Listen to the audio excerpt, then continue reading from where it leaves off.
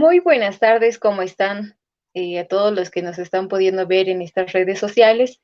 Bienvenidos nuevamente en este espacio virtual de investigación globalito. Y estamos con este tema de que es la validación de instrumentos de la tesis, que es segunda parte, que está muy dirigido a lo que son a los estudiantes y egresados de la carrera de psicomotricidad.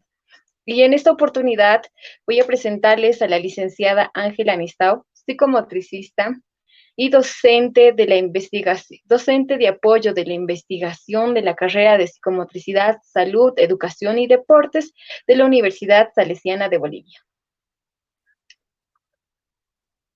¿Cómo estás, Rose? Buenas tardes. Buenas tardes a Globalito y buenas tardes a cada uno de los que está hoy conectándose. No olviden seguirnos por nuestra página en Facebook, Instagram y también por YouTube. Bueno, el día de hoy tenemos un invitado especial. Queremos dar continuidad al tema que realizamos en aulas abiertas virtuales sobre la validación de instrumentos. Al ser un espacio que va a apoyar a los estudiantes, es de nuestro interés poderles dar a profundidad cada aspecto. Por eso el día de hoy tenemos un invitado especial que accedió a poder compartir con nosotros algo muy significativo dentro del proceso de validación interna, que viene a ser la validación de expertos. Y por eso el día de hoy vamos a presentar al doctor Alberto Leandro Figueroa Solís, licenciado en Bioquímica y Farmacia, especialidad en Didáctica y Educación Superior, magíster en Educación Superior, doctor en Ciencias de la Educación, docente universitario emérito en la Universidad Mayor de San Andrés. Y bueno, el día de hoy él nos va a compartir el procedimiento para la validación de instrumentos. Licenciado Alberto, buenas tardes. ¿Cómo están? Buenas tardes a todos los participantes en esta actividad virtual. Creo que es muy interesante este espacio y bueno, mi persona tiene la intención de poder colaborar en los procesos de investigación con aquello que se denomina la validación de expertos, mediante expertos en los diferentes proyectos. Entonces, vamos a transmitir la experiencia que tenemos mediante este método.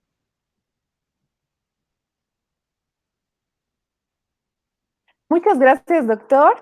Bueno, estamos teniendo un poquito de problemas con el audio. Si nos pudiera hablar un poquito más fuerte para que nos escuche. De todos modos, bueno, vamos a empezar y queremos empezar el día de hoy con lo que implica esta validación de expertos. Si nos podría explicar, doctor. Sí, ustedes saben que la investigación científica, la investigación académica, propiamente requiere ser validado por diferentes procedimientos metodológicos.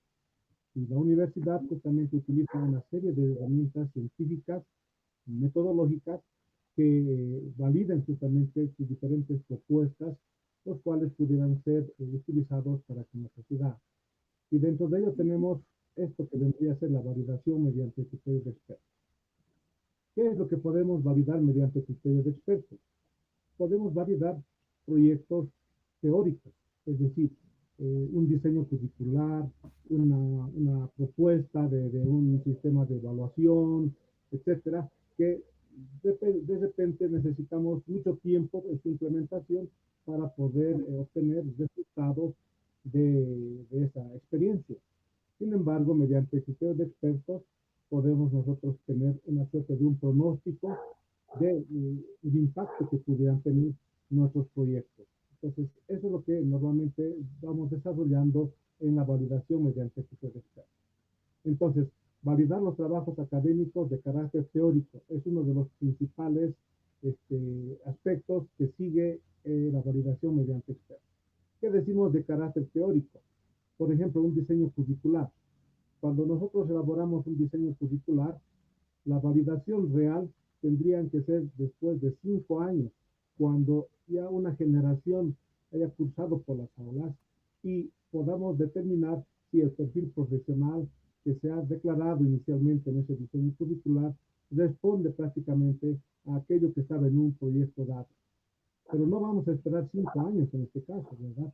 Entonces recurrimos a una suerte de expertos para que ellos, mediante la experticia, puedan ir evaluando punto por punto los diferentes aspectos que tiene el proyecto mediante un consenso de los expertos, podamos nosotros tener cierta certeza que nuestro proyecto sí va a tener un impacto dentro de la sociedad. Entonces, para esto recogemos la experiencia de profesionales de una determinada área. Puede ser el área social, donde generalmente los proyectos son más que todo teóricos, pero no necesariamente en el área social. También en el área de ciencia y tecnología es posible desarrollar estos tipos de validaciones. Por ejemplo, mi persona ha desarrollado una validación de expertos en el área de química, elaborando simuladores. Entonces, la aplicación es muy amplia de los criterios de expertos. Nos ayuda muchísimo ese tipo de validación.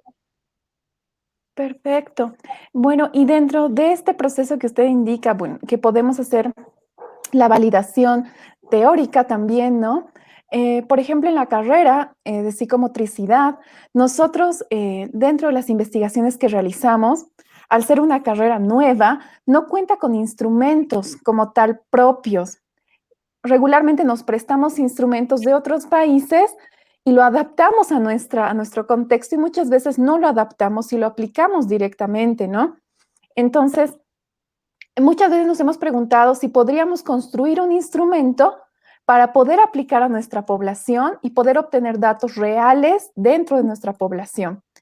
Dentro de esta validación, usted nos indica que es posible esta creación de instrumento que se va a ajustar a la población en la que vamos a aplicar. Sí, evidentemente. Entonces, aquí, por ejemplo, puede ser un grupo de investigadores, objetistas, que estén desarrollando una investigación que permita construir los instrumentos que luego serán aplicados en el área de la psicomotricidad, ¿verdad? Entonces, va a depender seguramente la experiencia de todo ese grupo de investigadores y lo va a sistematizar en una determinada herramienta. Hasta ahí, hasta ahí viene un proyecto en el cual está el aporte de los investigadores. Pero luego, ese proyecto teórico tendría que ser validado. Entonces, ese proyecto podemos someter a la acción de los expertos, que pueden ser otros profesionales del área que tienen una gran experiencia ya en el trabajo empírico, en el trabajo profesional, los cuales, en base a esa experticia, pueden validar el instrumento que estamos proponiendo en sus diferentes momentos. Entonces, ese instrumento ya va a ser un instrumento que refleje nuestro contexto propiamente, las características propias que tiene nuestra sociedad. Entonces, ya no va a ser un instrumento que de afuera nos están introduciendo y que nosotros lo aplicamos ciegamente, sino podemos hacer modificaciones o podemos innovar también. Sí es posible. Perfecto, entonces ahí vendría como una parte inicial la validación de expertos, ¿no? Y posteriormente ya vendría la credibilidad y confiabilidad de este instrumento, que algún momento lo hablamos con la licenciada Wendy Sepúlveda. Entonces, doctor, dentro de esta validación que nos explica, ¿qué procedimiento tenemos? En los procedimientos, de manera general, son los siguientes. Por ejemplo, lo primero que debemos hacer es seleccionar a los expertos. Vamos a suponer que ya tenemos nuestro proyecto concluido y ahora queremos hacer la validación. Entonces, nosotros podemos seleccionar a los expertos en base a la experticia que ellos tienen. ¿Y cómo determinamos esa experticia? Se estructura un instrumento en el cual el profesional, a partir de su reflexión, indica si puede tener una experiencia en ciertas áreas en las cuales nosotros queremos tomar como referentes en la validación. Él se autocalifica, es como una autoevaluación. Entonces, hacemos una serie de preguntas, los cuales posteriormente van a ser sistematizadas para determinar si evidentemente este profesional es un experto. Ah, el experto no necesariamente debe ser un profesional con grado académico de máster o de doctor, ¿no es cierto? Muchas veces el experto es un profesional que está en constante contacto con los pacientes y ese contacto le da mucha experticia. Entonces, ese puede ser un buen experto porque no se olviden que estos instrumentos los vamos a aplicar en ese nivel. Entonces, una vez identificados los expertos, que pueden ser entre unos 20, 25 expertos, ya los podemos tomar en cuenta. Posteriormente, la propuesta que hemos elaborado les proporcionamos a los expertos para que puedan analizarlo en detalle en todos los puntos que tienen. Una vez que esa propuesta lo han analizado, se les proporciona un otro instrumento en el cual va a hacer el seguimiento, la evaluación punto por punto o por áreas, no sé cómo estaría estructurado el proyecto, y el experto empezaría a dar una validación, una valoración en este caso, utilizando una escala de Likert con preferencia. Entonces, va haciendo la validación en los diferentes puntos y ese cuestionario luego nos los reporta, nos los devuelve a nosotros para que hagamos el análisis del conjunto de los expertos. Ya pueden ser unos 20 o 25, donde podamos ver ya el criterio en general de los expertos. Ese más o menos es el procedimiento de la validación de los expertos de manera, digamos, un poco general.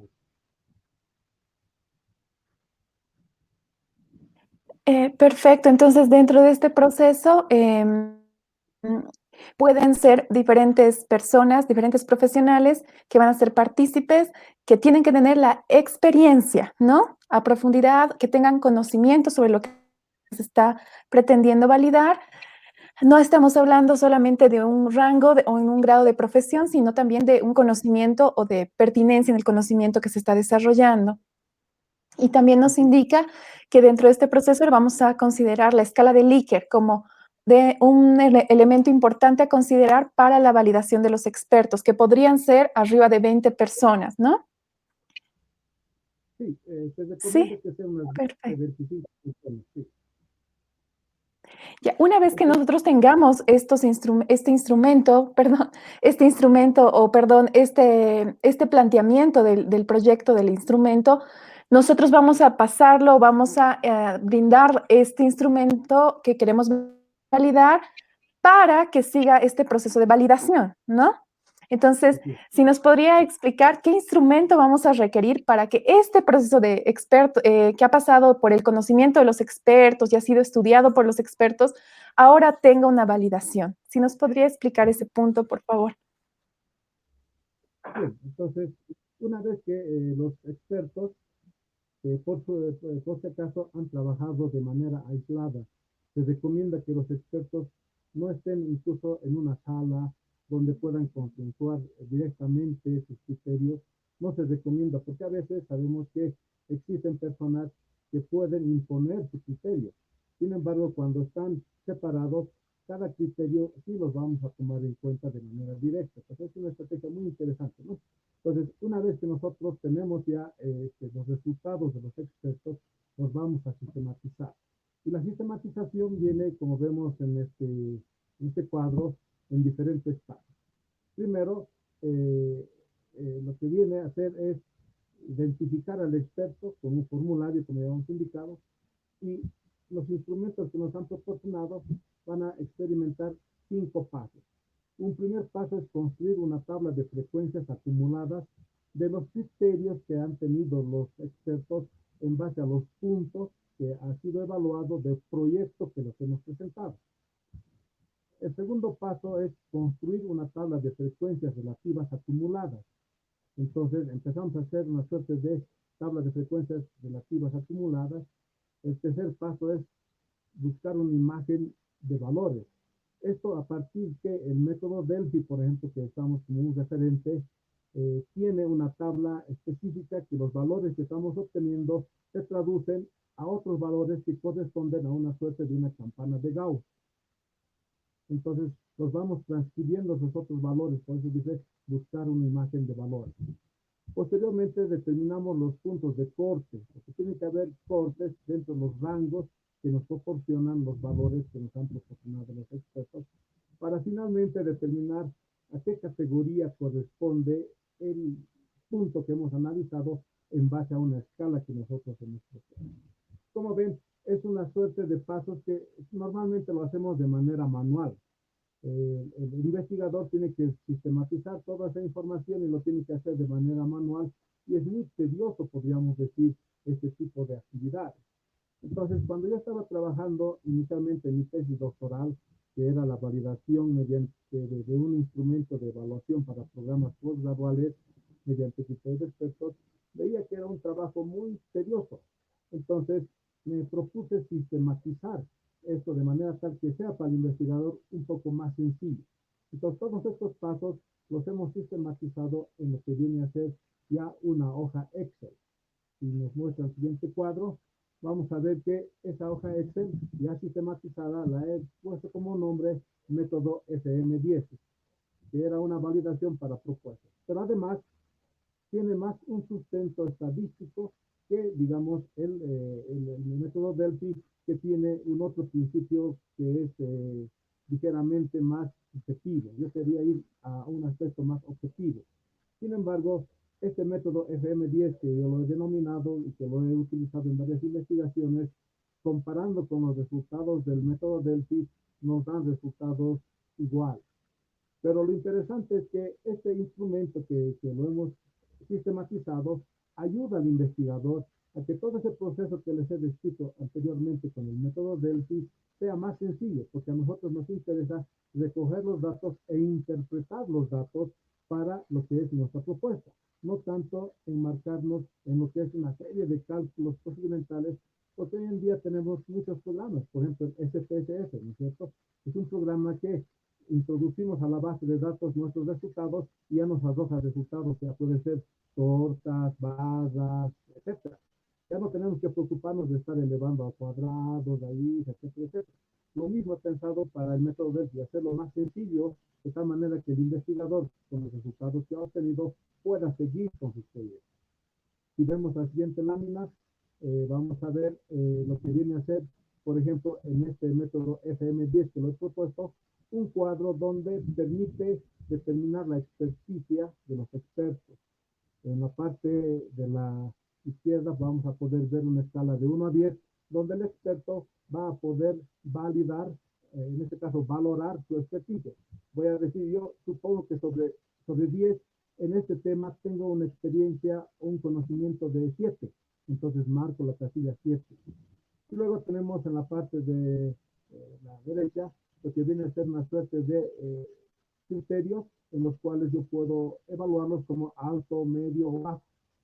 Y entonces, introduciendo esos datos en el Excel, ya me da a partir de cierto tipo de índices la experticia de ese profesional, ¿no? Entonces, como ven ustedes, ya está más sistematizado y creo que eso es muy importante para el investigador.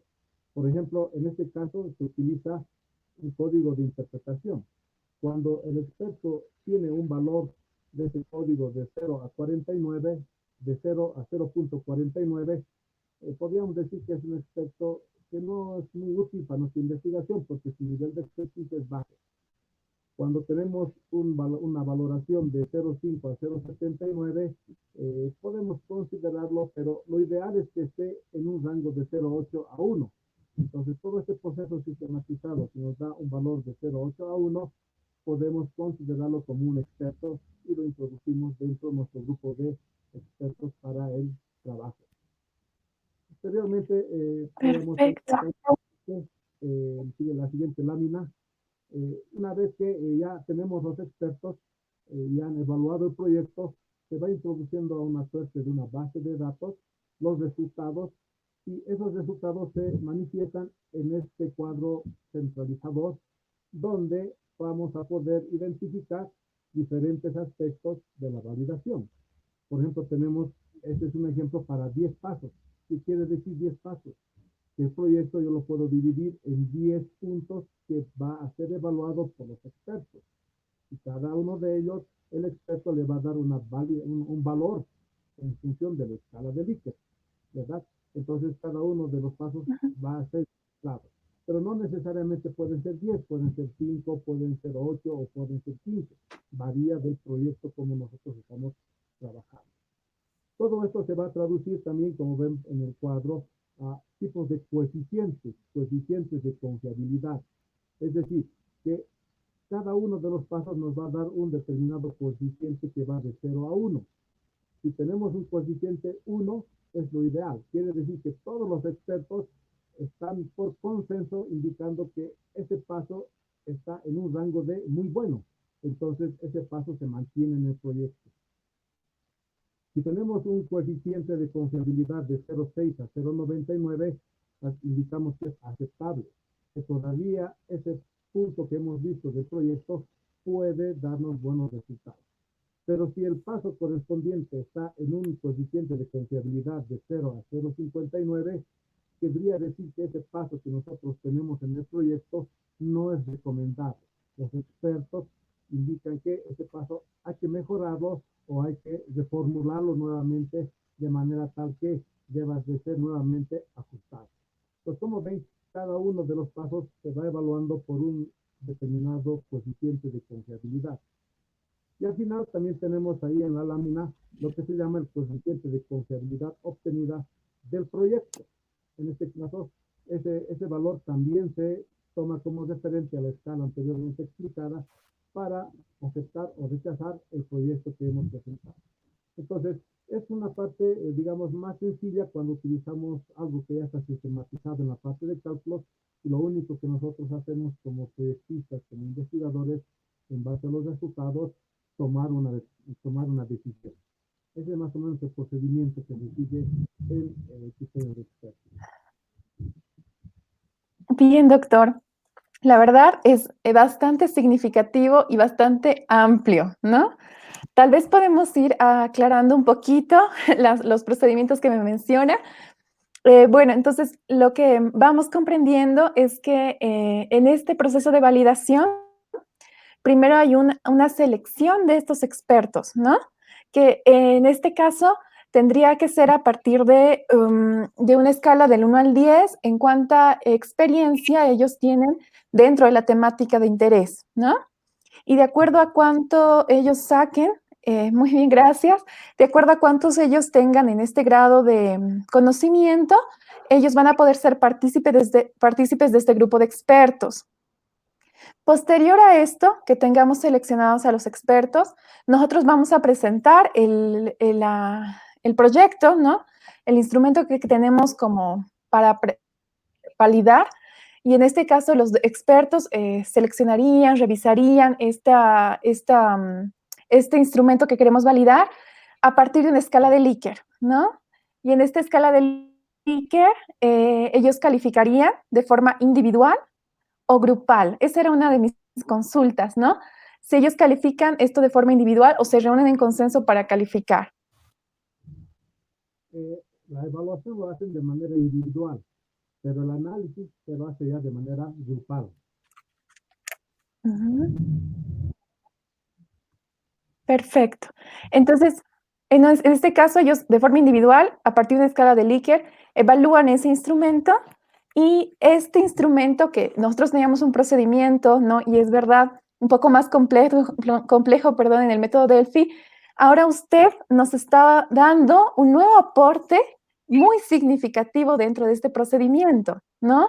Una planilla que nos permite resumir este trabajo y poder acceder a estos criterios que usted mencionaba de confiabilidad y credibilidad en este tipo de validación, que me parece muy significativa para que los que están escuchando lo entiendan, ¿no? Entonces, una vez que tengamos esta validación de los expertos, vamos a entrar a esta planilla, este cuadrito, si lo puedes mostrar, donde vamos a tener pasos, ¿no? El modelo que usted plantea, el método que usted plantea es el MF10, ¿no? Que son 10 pasos, ¿no? Que se van a seguir dentro de la validación, ¿verdad? Así es. Esos 10 pasos pueden variar, ¿no? Si son 10, pueden ser 8, pueden ser 15. Todo se ajusta en función de la magnitud del proyecto que tengamos, ¿no? Puede ser un proyecto macro que necesita más pasos a ser evaluados. O puede ser un proyecto más pequeño, entonces necesita menos pasos. Entonces eso se acomoda. Bien. Bien, en psicomotricidad, doctor, nosotros tenemos algunos instrumentos que, bueno, hemos utilizado porque regularmente nosotros usamos la técnica de observación como recurso, ¿no? Pero a la hora de utilizar un instrumento para observar, ¿no? Tenemos limitaciones. Entonces, si yo propondría, digamos, un instrumento que me permita poder observar aquello que tengo que determinar en mi investigación, este instrumento que yo voy a seleccionar, cada pregunta, ¿no? Que tendría mi observación estructurada en este caso, ¿no? cada pregunta que yo tendría que ser, uno, seleccionada y revisada por cada experto, y cuando nosotros llevemos a esta planilla en Excel los pasos, y eso es lo que quisiera que nos aclare, estos pasos que tienen que ver con el contenido, con el alcance y la magnitud de este instrumento que estamos creando, van a hacer referencia a qué aspecto, al, a la pregunta que se está introduciendo, o sea, que se va a seleccionar, o a todo el instrumento global, al resultado de todo el instrumento global. No sé si me dejo entender. Sí. Cada paso, bueno, hay que pensar lo siguiente, que tenemos un proyecto y lo vamos a fraccionar en 10 partes de proyecto, para que una parte, una décima parte del proyecto, con dos o tres preguntas, podamos evaluar su pertinencia, su impacto que tenga. Otro grupo de preguntas puede ser el paso número 2, también relacionado Perfecto. con el paso. Entonces, el proyecto lo vamos a fraccionar en 10 pasos. Entonces, cada uno de esos pasos fraccionados los traducimos ya en la planilla, de tal manera que todo el proyecto en la dimensión correspondiente ha sido valorado por los expertos. Excelente. Esa era una duda muy grande que tenía mientras usted explicaba. Claro, las preguntas que seleccionemos dentro de este proyecto tienen que ver con el contenido que queremos evaluar, ¿no? Y en este caso, las preguntas van a ser divididas por pasos hacia lo que yo quiero investigar. Entonces, tal vez tenga como, no sé, 3 pasos, tal vez tenga 10 pasos o tal vez menos, pero las preguntas tienen que ir vinculadas a aquello que yo quiero investigar. Perfecto, me quedó muy claro esa parte, doctor. Bien, y bueno, en este instrumento que usted nos establece también habla de una confiabilidad y una credibilidad que nos va a permitir este instrumento, ¿no? Que es un poco más numérica, ¿no? Es un poco más numérica, pero sin embargo es necesaria para cualquier validación y creo que los estudiantes de psicomotricidad vamos a tener que impregnarnos un poco de este tema porque, bueno, cuando hablamos de una validación seria, evidentemente muchas veces van a tener que entrar este tipo de recursos, ¿no? Doctor, tal vez sí podría darnos algunas recomendaciones, usted que tiene experiencia en este campo, ¿no? A la hora de nosotros seleccionar un instrumento, ¿no? A la hora de decir que queremos crear un instrumento, ¿qué aspectos deberíamos considerar para crear este instrumento? Bien, yo creo que el primer aspecto que podemos considerar, hablando desde el punto de vista totalmente investigativo, de una metodología de la investigación, es identificar un problema. ¿Cuál es el problema que nosotros queremos tratar y queremos aportar con, con un instrumento o con, digamos, una sistematización de todos esos procesos para solucionar ese problema? Entonces, el punto referencial, y eso se hace en todo trabajo de tesis, es un problema de investigación. En ese problema de investigación pudiera ser la falta de un instrumento para determinar cierto tipo de patología, etcétera. Ya está, pues a partir de esas características, nosotros vamos a empezar a construir el instrumento que va a solucionar justamente a ese problema que hemos identificado. Ese es el punto de referencia sobre el cual vamos a trabajar.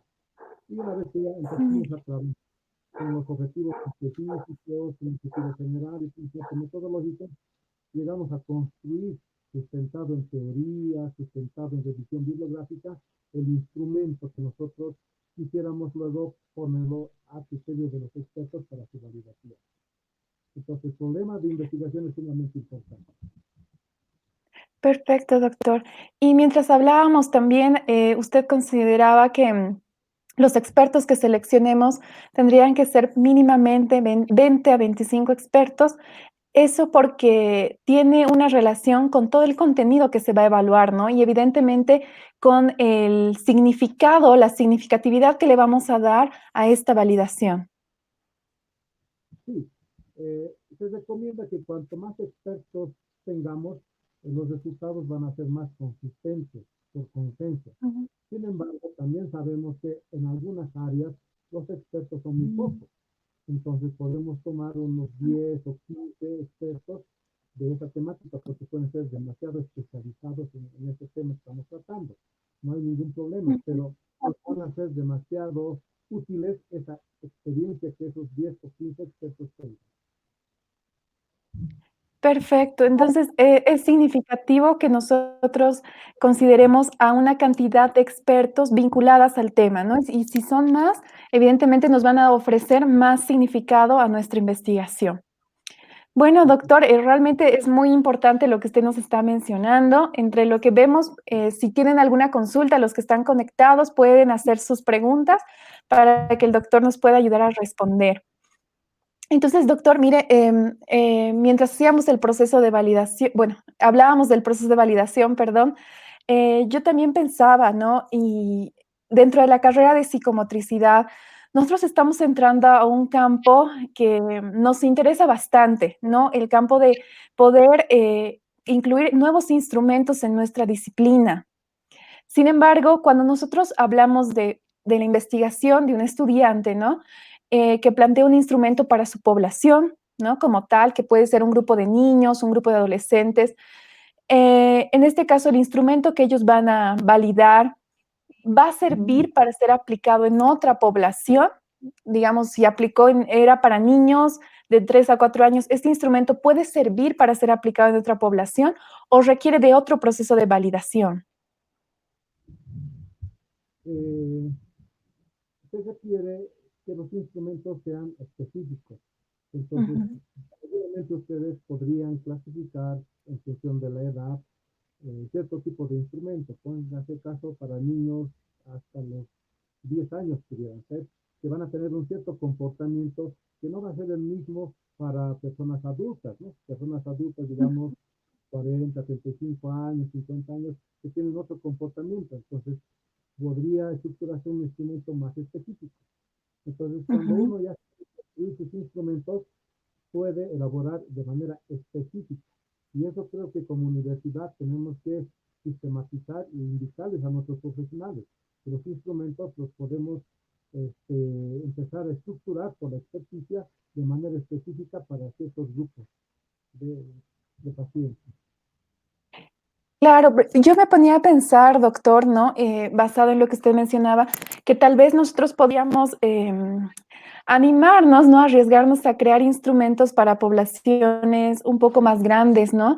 Porque regularmente cuando hacemos la investigación en la tesis, hacemos en una población determinada con una edad, un rango mínimo, ¿no? Como le decía, de 3 a 5 años, vamos a ver la expresión corporal, la expresión psicomotriz, perdón, en esta población reducida del colegio tantos, ¿no?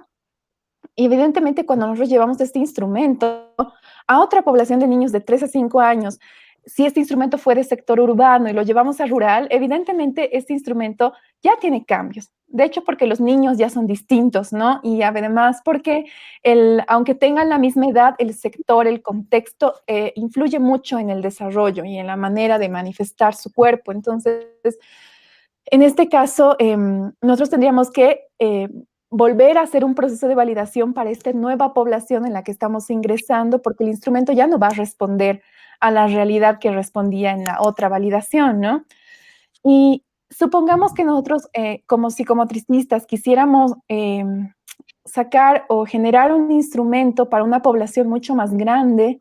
Yo me ponía a pensar, por ejemplo, si yo quiero en el campo de la adolescencia seleccionar o crear un instrumento que pueda ayudarme a valorar, bueno, más que medir, ¿no? Sino poder generar datos sobre las manifestaciones de este cuerpo en la adolescencia, que tienen que ver con lo emocional, ¿no? Lo social. Em, Podríamos abarcar más rango de edad, ¿no? Pero también ahí yo me ponía a pensar, tal vez tendríamos también que tener mayor cantidad de expertos para este proceso de validación y tal vez mayor cantidad de población donde vamos a hacer la validación, ¿no? Es decir, adolescencia de, no sé, 12 a 15 años, pero poder considerar distintos tipos de población. Y ahí podríamos hacer tal vez una selección de ítems o de preguntas más acertadas Sí, a la población. claro, porque en este caso la población de estudio para traducir a la muestra de estudio ya tendría que ser estratificado, ¿no? Como hablamos en estadística. Ujú. Tenemos que hacer un Sí, proceso exacto. estratificado que una vayan siendo representativos en nuestra muestra, que es el reflejo de la población. Ujú. Entonces ahí tendríamos que utilizar algunos conceptos de muestreo que nos da la estadística correspondiente, ¿no? Sí, exacto. La muestra estratificada nos permite ver, ¿no? Por estratos las consideraciones de esta población y evidentemente sería mucho más significativo un instrumento más amplio, ¿no? O sea, una investigación mucho más amplia, pero también un instrumento mucho más significativo en términos de recurso, ¿no? Que me parece importante también considerarlo, bueno, para los estudiantes que también nos están escuchando. Bueno, vamos a revisar si tenemos alguna pregunta, Franz. Muy bien, doctor. Tenemos una pregunta de Inés Javier. Inés, ¿cómo estás?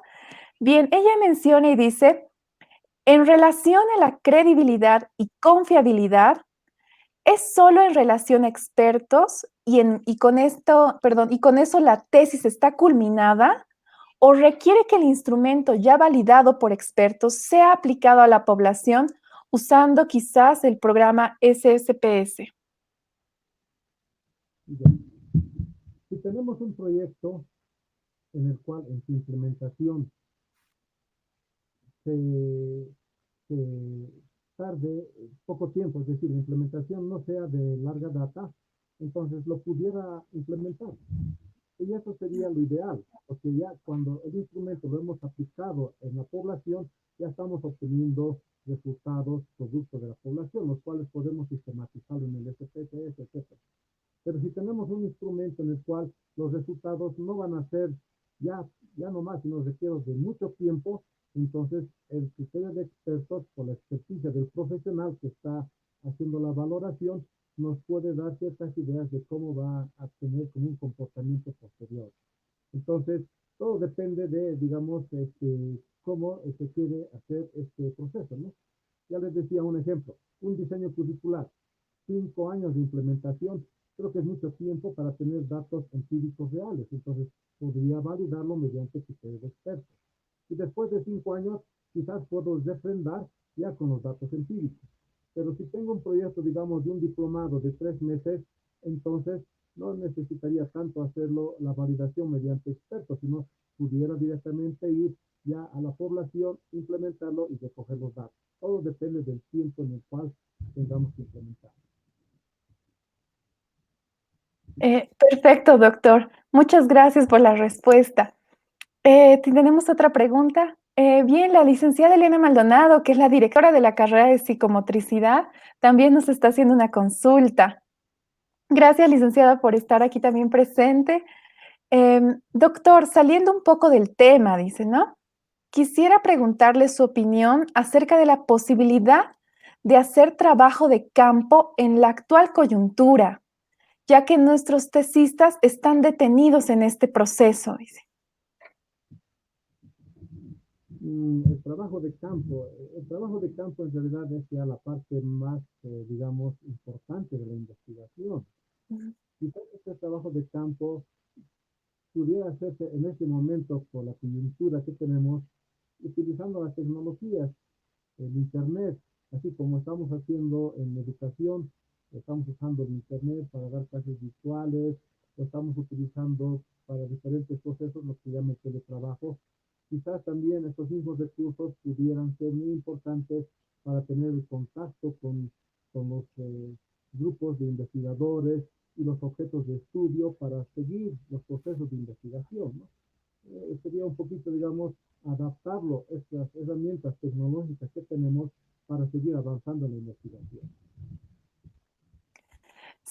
Sí, también considerando esta pregunta, ¿no? En la carrera nosotros tenemos, bueno, hemos destacado mucho la investigación basada en el conocimiento de la población real, ¿no? Donde no realizamos directamente una intervención con la población, sino buscamos recabar información y conocer más sobre las características de la población, ¿no? Y por eso también la creación de instrumentos nos viene muy bien porque nos permitiría tener datos reales de la población.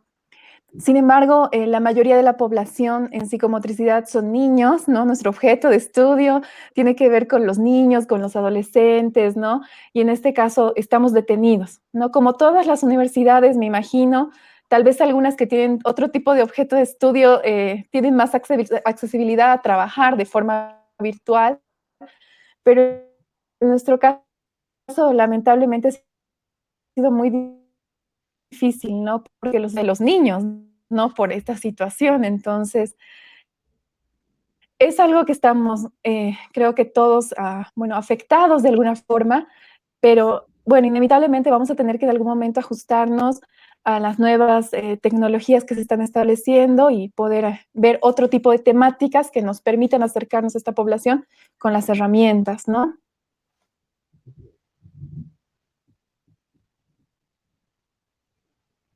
Bien, gracias, doctor. Tenemos otra pregunta de Maritza Caldeón.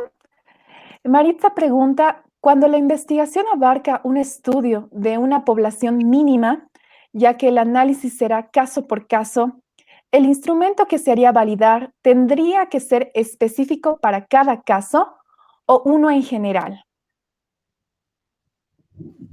Eh, Está en función de buscar el caso por caso inicialmente y para luego llegar a lo que puede ser una generalidad. A veces los casos son muy sui generis, es decir, son estudios de casos específicos, pero que reportan cierto tipo de comportamientos que más adelante pudiera ser generalizado, ¿no? Entonces, en un primer momento, los Ujú. estudios de caso son muy útiles, porque esos estudios de caso son como estudios exploratorios, los cuales nos dan una cierta idea para luego sistematizar y poder hacer una cierta generalización dentro del problema que estamos tratando.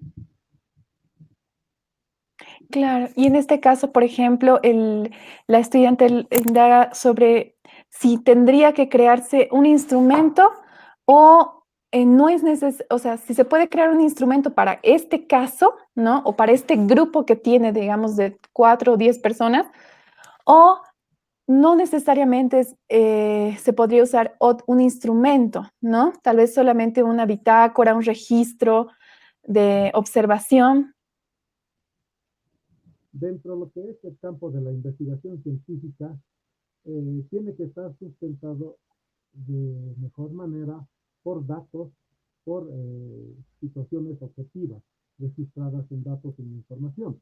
Entonces, si estamos hablando desde ese punto de vista científico, lo más recomendable es que sea validado ese instrumento para luego ser aplicado, ¿no? Las tesis normalmente son en el área de educación. eh, Pedimos que el instrumento, un cuestionario o algo por el estilo, lo hayan validado, tengan una cierta validación y ese instrumento recién podamos aplicarlo con la certeza que ese instrumento nos va a proporcionar los datos que nosotros buscamos en la investigación. Perfecto. Y para terminar, tal vez una aclaración.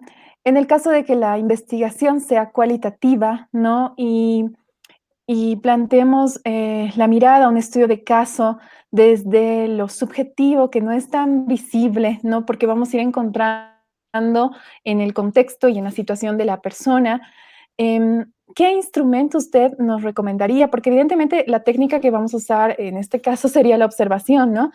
Pero, y en algunos casos el instrumento que seleccionamos es la entrevista abierta, ¿no? O la entrevista semiestructurada, tal vez, ¿no? Pero después no tenemos una guía como tal, ¿no? Porque queremos conocer algo tal vez más subjetivo de la persona. En este caso, sí es necesario también validar un instrumento, como la entrevista tal vez, o otro instrumento tal vez. Quizás la entrevista no, la entrevista en realidad incluso en el proceso propiamente permite construir otras preguntas que amerita, ¿no? En ese momento. Pero si en un cuestionario, por ejemplo, que quisiéramos aplicarlo para obtener ciertos datos, sí es necesario, es recomendable darle su validación, porque estamos hablando de un proceso investigativo científico, ¿no? Además, existen también algunas Ujú. herramientas que nos permiten sistematizar de mejor manera desde el punto de vista cualitativo. Por ejemplo, en lo cuantitativo cuantitativo tenemos programas estadísticos, el SPSS, es el más conocido, pero en lo cualitativo tenemos el Atlas T, tenemos el Aquafy, tenemos varios software de análisis cualitativos, incluso desde lo que puede ser una entrevista, se lo puede grabar la entrevista, se lo lleva al programa y se puede estructurar números, se puede estructurar una serie de comportamientos que ya de alguna manera son más, podríamos decir, imparcial y menos subjetivos para llegar a ser más objetivos en los resultados que queremos llegar. Hay varios instrumentos cualitativos que nos serían muy útiles a la hora de analizar una entrevista, un video, etc. Perfecto, perfecto, doctor. Muchas gracias. La verdad, el tiempo se nos está acabando y queremos agradecerle de parte de la Universidad Salesiana, de parte de la carrera de psicomotricidad, de nuestra directora, la licenciada Eliana Maldonado, por estar aquí el día de hoy, por darse el tiempo de poder compartir un poco con nosotros, con este grupo de estudio que tenemos sobre algo que nos interesa, ¿no? Y que estamos construyendo en la carrera estos últimos años. Y de verdad, muchas gracias. Nos interesa que siga compartiendo con nosotros, doctor. Esperamos contar con usted en siguientes charlas, no solamente acá por plataforma, tal vez ya de forma presencial. Y bueno, agradecerle y esperar que juntos pronto estemos en la universidad compartiendo de este conocimiento tan lindo. Gracias. Igualmente agradezco a la Universidad Salesiana, la carrera de psicomotricidad, por haberme invitado y pues un poquito compartir esta experiencia de la validación de expertos. Sería interesante hacer un taller donde todo esto que hemos visto a grandes rasgos lo podamos implementar ya con datos, cómo se maneja, se interpreta y cómo les pueden ayudar de buena manera en la construcción de sus instrumentos. Muy agradecido entonces a la universidad. Gracias. Muchas gracias, doctor. Estaremos en contacto entonces para otro taller que tengamos planificado. Agradecerle y espero que pronto estemos compartiendo más talleres. Que le vaya muy bien, doctor. Hasta luego. Bueno, vamos a terminar este espacio de compartimiento sobre la validación de instrumentos. Queremos agradecer a cada uno de los que está participando. Bueno, tenemos otro espacio ahora preparado por Globalito. Voy a dar parte a eso. Agradecer también a las personas que permiten que esto se haga posible y a la persona que ha permitido también que el día de hoy esté el doctor, la licenciada Wendy Sepúlveda. Bueno, gracias. Y bueno, Franz o Rose, tenemos también otro espacio el día de hoy. Licenciada, ¿qué tal? ¿Cómo está? Muy buenas tardes. ¿Cómo estás, Yerko? ¿Cómo estás? Estamos ya ahí activos con el espacio de los retos globalitos, licenciada. Qué bueno, Yerko. No te veo, Yerko. ¿Es parte del reto? No, estamos. Ahora sí te veo, Yerko. Muy bien. Bueno, yo me retiro, pero te dejo explicándonos qué vamos a hacer el día de hoy. Listo, licenciada, gracias. Bueno, agradecer al doctor Alberto Figueroa y a la licenciada Ángela Nistaus por acompañarnos el día de hoy. Nosotros continuamos con este espacio dinámico, este espacio divertido de los retos globalitos. Y bueno, el reto globalito del día de hoy es el juego entre 4. Y voy a retar a 2 grandes amigos de la carrera de psicomotricidad. Ellos son a Marco Álvarez y Ariana Plata. A esas 2 personas estoy retando. Espero que puedan cumplir el reto del día de hoy. Y vamos a ver el video, me parece, del reto de juego entre 4.